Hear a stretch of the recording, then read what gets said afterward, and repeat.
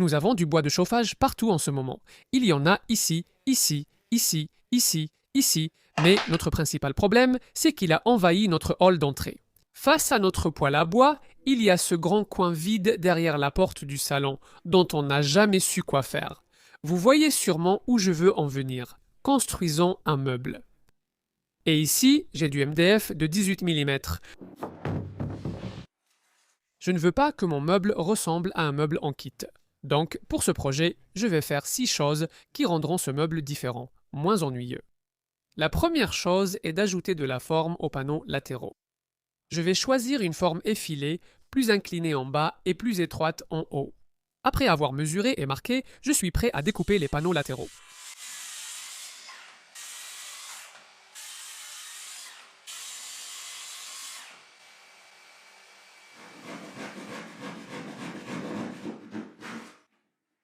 Je les ai mis ensemble pour vérifier qu'ils sont identiques. C'était suffisant, je peux maintenant découper des étagères.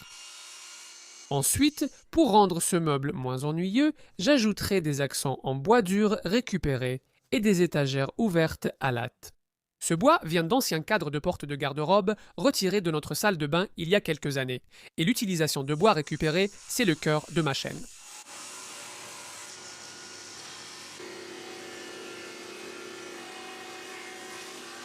Après avoir usiné ces morceaux en latte uniforme, j'ai constaté la présence de plusieurs essences de bois. Initialement, tous ces bois étaient teintés pour uniformiser leur aspect. Je vais donc devoir sélectionner des pièces similaires car je n'appliquerai pas de teinture. Je dois aussi choisir soigneusement les longueurs pour éliminer tous les trous de cheville et de clous.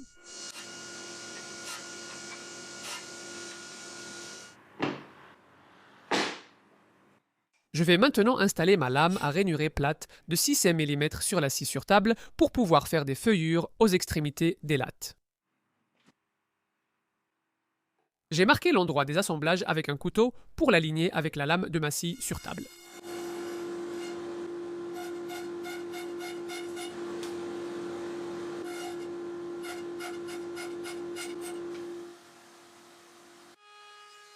Et ensuite, je chanfreine les arêtes.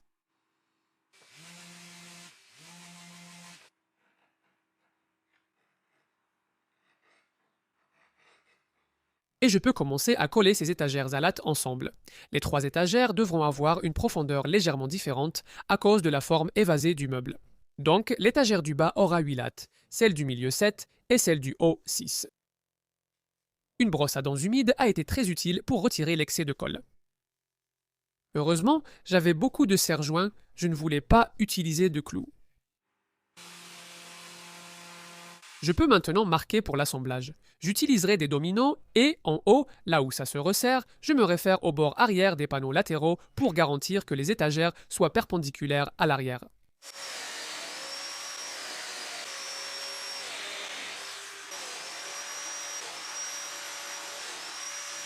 J'ai fait l'erreur classique avec la festoule domino. Oubliez de régler la profondeur de plongée. Je dois maintenant reboucher ce trou, mais comme il sera derrière une porte, ça ne m'inquiète pas trop. Un bout de domino comble presque tout le vide, donc je le colle. Ensuite, j'ajoute du mastic, puis je ponce l'excédent une fois sec. Et une fois que ce sera peint, ça devrait être invisible. Pour rendre le collage moins stressant, j'aime le faire en 2 étapes. Je colle d'abord un côté des dominos et j'attends que ça sèche avant de passer à l'assemblage principal plus tard. C'est aussi une bonne occasion d'appliquer une sous-couche et de la peinture sur les faces d'intérieur du meuble, car j'aurai un meilleur rendu maintenant, plutôt qu'une fois que ce sera assemblé. J'utilise ici la même peinture que celle appliquée sur les murs de la pièce où le meuble sera installé. La peinture a une finition satinée. Elle est donc assez résistante, je n'ai aucune inquiétude, mais ajouter du vernis pour la protéger reste une option. En attendant que la peinture sèche, je peux appliquer une couche d'huile de tung sur les étagères à latte. J'ai choisi l'huile de tung car elle foncera ce bois dur, lui donnant une teinte ambrée et un bel aspect une fois sèche. J'ai mis trop de peinture sur les dominos ajoutés plus tôt, donc je gratte l'excédent pour une meilleure adhérence. Puis je pourrai coller et assembler.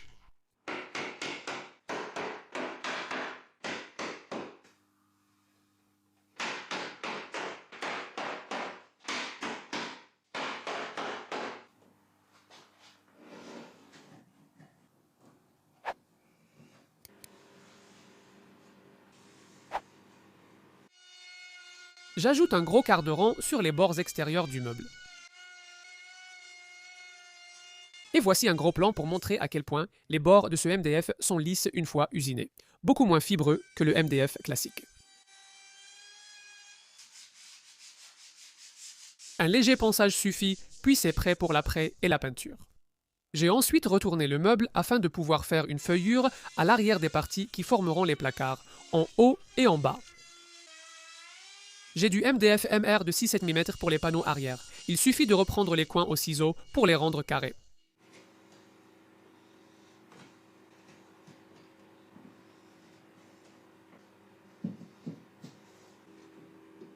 La troisième chose que je vais faire pour rendre ce meuble en MDF plus intéressant, c'est d'ajouter un piétement. Et il me faudra du bois dur bien épais pour fabriquer les pieds. Cette pièce d'un vieux cadre de porte était assez longue pour en faire 4 pieds. En utilisant d'autres lattes préparées plus tôt, je peux les mettre en traverse entre les pieds pour les garder rigides et solides.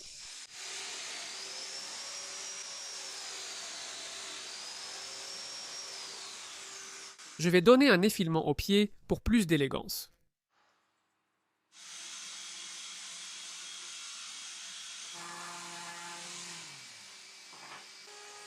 Et j'ai ajouté un quart de rang à la défonceuse sous table.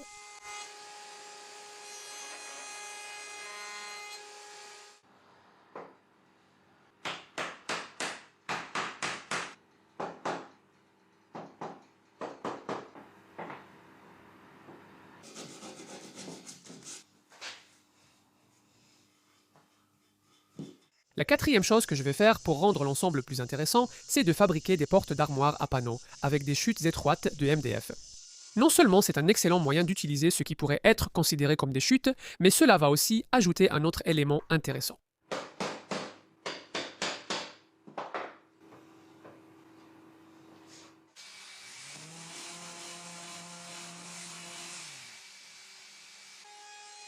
Tout comme la structure de l'armoire elle-même, ces portes vont avoir un arrondi sur les bords extérieurs et une feuillure à l'intérieur, et ce travail était vraiment très poussiéreux.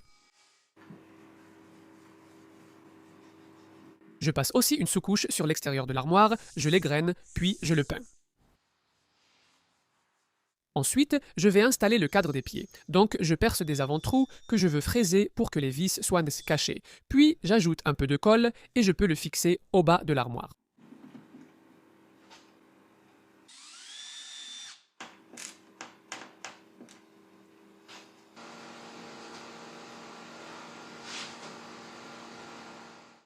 Je reviens maintenant aux portes de l'armoire et je découpe des panneaux de 6 mm pour les insérer dans les feuillures. Et maintenant, probablement l'idée la plus farfelue de toutes. Il me reste du faux cuir depuis que j'ai fabriqué un fauteuil à bascule il y a quelques années, et j'ai pensé l'utiliser pour les panneaux des portes de l'armoire. Il était un peu froissé après un séjour dans un tiroir, alors j'ai dû repasser, ce qui m'arrive rarement. C'est la cinquième chose que j'ai faite pour rendre l'armoire plus intéressante. J'ai longtemps hésité sur l'intérêt de cette idée, mais j'ai décidé que le seul moyen de savoir si elle me plaisait était de l'essayer. J'ai utilisé de la colle en spray pour coller le cuir sur le MDF, puis je peux découper l'excédent. J'ai ensuite appliqué un filet de superglue dans la feuillure et mis les panneaux en place. Je peux maintenant présenter la porte du haut. Comme vous le voyez, j'ai laissé un espace de 2 mm autour pour permettre son ouverture et sa fermeture. En la plaçant ainsi avec des cales, je peux la mettre où je veux. Une fois la porte fermée, je vérifie de l'intérieur qu'elle est bien d'équerre. La sixième chose qui rendra ce meuble plus intéressant est d'utiliser des charnières à ressort que j'avais commandées pour un projet finalement abandonné. Les charnières ne sont pas très élégantes, mais je trouvais intéressant d'ouvrir la porte du meuble du haut verticalement. Elles n'étaient pas livrées avec des instructions. Donc je vais laisser un espace d'environ 10 mm en haut, les installer et espérer que cela ira. Si la porte ne s'ouvrait pas, je verrai où j'ai fait une erreur et pourrai repositionner les charnières si besoin. Heureusement, elles ont bien fonctionné. Il me reste des poignées noires de la fabrication d'un lit bébé il y a quelques mois. Elles iront bien avec les panneaux en cuir.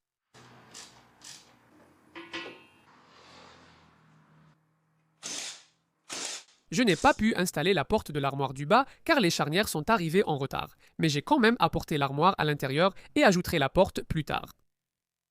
Mickey a fait quelques investigations avant de descendre très maladroitement, et Hazel a observé de loin.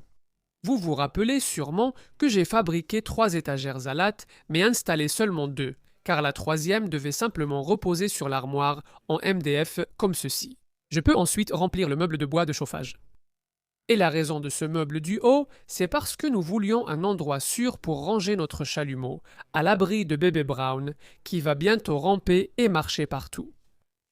Quelques jours plus tard, ces charnières sont arrivées.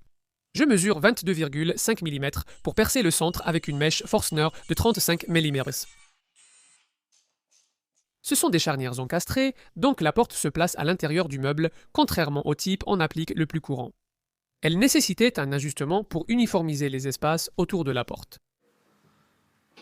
J'ai trouvé un loquetot magnétique dans un tiroir de mon atelier sur lequel la porte peut venir se fermer.